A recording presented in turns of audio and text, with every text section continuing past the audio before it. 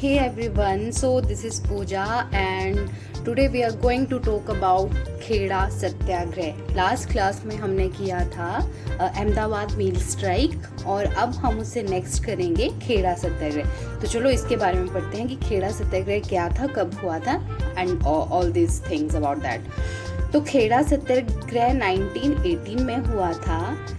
ये just after 7 days of Ahmedabad mill strike launch कर दिया गया था। मतलब जैसे ही अहमदाबाद मील स्ट्राइक ख़त्म हुई उसके 7 दिन के बाद खेड़ा सत्याग्रह मूवमेंट जो था वो शुरू हो गया था and it was first non cooperation movement, मतलब पहला असहयोग आंदोलन था।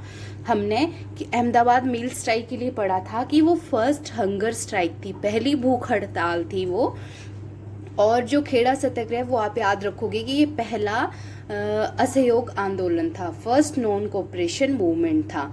और just after the Ahmedabad mill strike within 7 days, 7 दिन के अंदर अंदर ही खेड़ा सत्याग्रह शुरू हो गया था।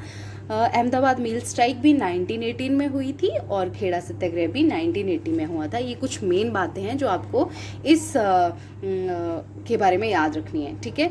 अब हम इसमें पढ़ते हैं कि इसमें क्या था और क्यों ये आंदोलन किया गया था, ठीक है। तो क्या हुआ था 1918 में, सूखा पड़ने के कारण जो किसानों की फसलें थी, क्रॉप्स थी, वो फेल हो गई। सूखा पड़ा तो जितनी उपज होती थी वो नहीं हुई। और उसमें उस टाइम क्या होता था कि किसानों को जितनी भी हमारी फसल हो रही है उसका कुछ पार्ट टैक्स के रूप में वो देना पड़ता था। जो ब्रिटिशर गवर्नमेंट ऑफिशियल्स थे उनको वो टैक्स के रूप में पे करना पड़ता था। तो उस टाइम क्या हुआ कि सूखा पड़ने के कारण फसल बिल्कुल भी नहीं हुई थी और अनाज की बहुत ज़्यादा कमी थी। अब उनके लिए बहुत मुश्किल था कि उनके पास खुद के खाने के लिए अनाज नहीं है तो वो टैक्स कहाँ से पे करें। But according to revenue code एक कानून था, उसमें था कि अगर जो उनकी ईयरली या उस फसल की जो ईल्ड है वो लेस देन है 1/4 ऑफ द नॉर्मल प्रोड्यूस, तो उनको जो टैक्स है वो माफ़ कर दिया जाना चाहिए। मतलब कर सकते हैं उनको माफ़, अगर उनका जो भी ईल्ड हुई है वो नॉर्मल प्रोड्यूस से कम है तो उनका जो टैक्स था उनको माफ़ हो सकता था वो।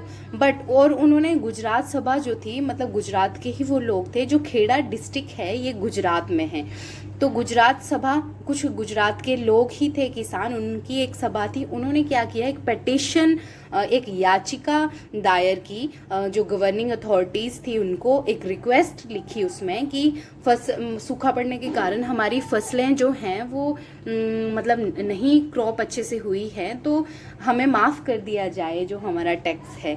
बट उसके बाद क्या हुआ कि गवर्नमेंट ने क्या किया, गवर्नमेंट ने उनकी जो याचिका है वो सुनना और समझना तो दूर की बात, ऊपर से ये कह दिया कि अगर किसान अपना टैक्स पे नहीं करते हैं तो जो उनकी प्रॉपर्टी है वो सीज कर ली जाएगी, उनकी प्रॉपर्टी हथिया ली जाएगी।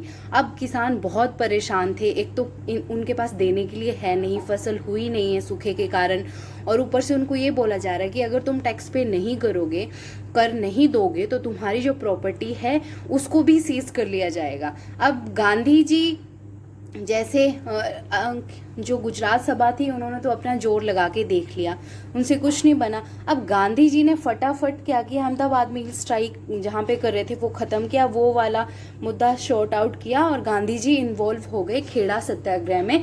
जो लोग थे वहाँ के गुजरात सभा के और जो गुजरात के लोग थे उन्होंने ही रिक्वेस्ट किया था गांधी जी को कि आप आओ, और अंग्रेज हमारी बात सुनने को तैयार नहीं हैं। अब गांधी जी ने किसानों को कहा, फार्मर्स को कहा कि तुम किसी भी कीमत पे टैक्स पे नहीं करोगे। और इसी आंदोलन में इन्वॉल्व हुए सरदार वल्लभ भाई पटेल और कुछ और ग्रुप थे जो गांधी जी को बहुत फॉलो करते थे। उन्होंने क्या किया, आसपास के सारे विलेजेस में वो जाते थे और लोगों को उस जो आंदोलन वो करने वाले थे उसके बारे में समझाते थे कि हमने, अगर हमारे ऊपर कोई हाथ भी उठा रहा है तो हमने उसके ऊपर हाथ नहीं उठाना है, हमने पूरा उसको अहिंसा के साथ उस आंदोलन को करना है, बिल्कुल शांतिपूर्ण तरीके से। और फिर क्या हुआ, मतलब इस आंदोलन में भीड़, लोग, आसपास के गांव के इतने ज़्यादा इकट्ठे हुए और बिल्कुल शांतिपूर्वक अपना आंदोलन कर रहे थे और आंदोलन ख़त्म करने को तैयार ही नहीं थे। अब वो उनके ऊपर जो ब्रिटिश गवर्नमेंट ऑफिशियल थे उनके ऊपर दबाव बनना शुरू हुआ। एंड किसान भी गुस्साए हुए थे, क्योंकि एक तो उनके पास देने के लिए टैक्स है नहीं और ऊपर से उनको कहा जा रहा है कि तुम्हारी प्रॉपर्टी भी सीज कर ली जाएगी। तो बहुत ज़्यादा नंबर्स में लोग इकट्ठा हुए और जो आसपास के विलेजेस थे वो बहुत हेल्प कर रहे थे, जो भी प्रोटेस्टर थे वहाँ पे। कोई उनको खाना बना के दे रहा है, कोई पानी, हर ज़रूरत की चीज़ उनको प्रोवाइड की जा रही थी। और फिर एट द एंड क्या हुआ कि जो ब्रिटिशर थे उन्होंने मतलब वो आ गए कि हम अग्री करते हैं, कोई नेगोशिएशन करते हैं। और फिर एट द एंड उनको वो सस्पेंड करना पड़ा टैक्स उनका, और 1918 वाले ईयर का और 1919 ईयर का भी उनको टैक्स जो था वो रिमिट कर दिया गया, माफ़ कर दिया गया।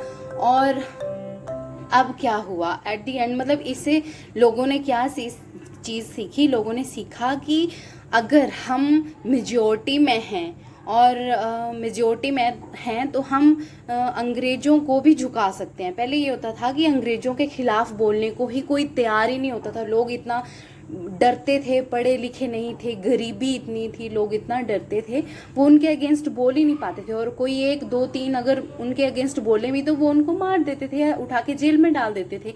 तो इससे उन्होंने ये सीखा कि अगर हम सारे मिलके एकजुट हो जाएं तो हम इन अंग्रेज़ों को यहाँ से भगा भी सकते हैं। और हमारी इस चीज़ से एक और बात निकल के आई कि हमारी कंट्री में जो एक्सप्लॉइटेशन ये अंग्रेज कर रहे हैं, इससे हमें तब तक छुटकारा नहीं मिल सकता जब तक हमारी कंट्री इन अंग्रेज़ों से मुक्त ना हो जाए, पूरी तरह से हमें एक कंप्लीट इंडिपेंडेंस ना मिल जाए।